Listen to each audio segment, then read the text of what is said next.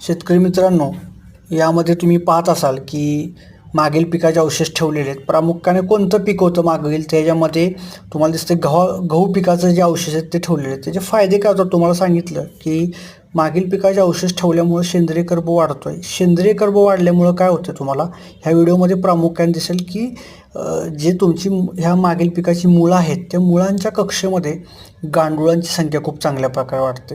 आता गांडूळ किती असले पाहिजेत एका एकरमध्ये किंवा गांडुळांची योग्य संख्या काय, तर प्रामुख्यानं 1 बाय 1 फूट म्हणजे एका चौरस फूटमध्ये तुमचे एक गांडूळ जर आढळला तर याचा अर्थ तुमची जमीन जी आहे ही चांगल्या प्रकारची जमीन आहे. तुमची माती जी आहे ही चांगल्या प्रतीची माती आहे.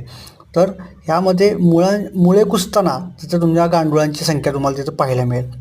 आपण या व्हिडिओच्या माध्यमातून आता पाहणार आहोत की कशा प्रकारे गांडूळ जे आहेत ते सहजासहजी मुळांच्या कक्षेमध्ये आहेत. तुम्ही या व्हिडिओमध्ये बघू शकता की आता लगेच म्हणजे इतक्यावरती म्हणजे आपण म्हणतो की 1-2 इंचात 4 इंचाच्याच ह्याच्यामध्ये तुम्हाला हे गांडुळांची संख्या दिसणार आहे. आता गांडूळ म्हटलं की शेतकऱ्याचा मित्र, परंतु गांडूळ करतं काय, तर याच्यामध्ये जमीन भुसभुशीत करायचं काम गांडूळ करतं. म्हणजे काय, जमिनीची मशागत गांडूळ करत असतं. त्यासाठी आपल्याला काही विशेष काळजी घ्यायची गरज नाही. ट्रॅक्टर किंवा मोठमोठ्या अवजारं मग यंत्र वापरून गरज नाही. गांडूळ हे जमिनीची मशागत करत असतं. तर बघा किती चांगल्या प्रकारची जमीन भुसभुशीत झालेली आहे गांडुळानं. त्या जमिनीची पोत किती चांगल्या प्रकारे सुधारलेला आहे आणि सेंद्रिय कर्ब वाढला आहे.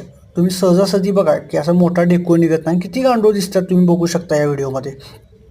इतके जर चांगल्या प्रकारे गांडूळ तुमच्या शेतामध्ये झाले तर तुमच्या जमिनीचं आरोग्य हे खूप चांगलं आहे. आणि हे शून्य मशागत शेती, संवर्धित शेती, विना मशागत शेती याच पद्धतीनं होऊ शकतं. यासाठी करायचे काय तुम्हाला, तर बेड पाडायचेत आणि तुम्हाला त्याच बेडवरती पिकं घ्यायचे आहेत ठिबक सिंचन अंतरून, व ते बेड तुम्हाला पुढचे 10-15 वर्ष मोडायचे नाहीत.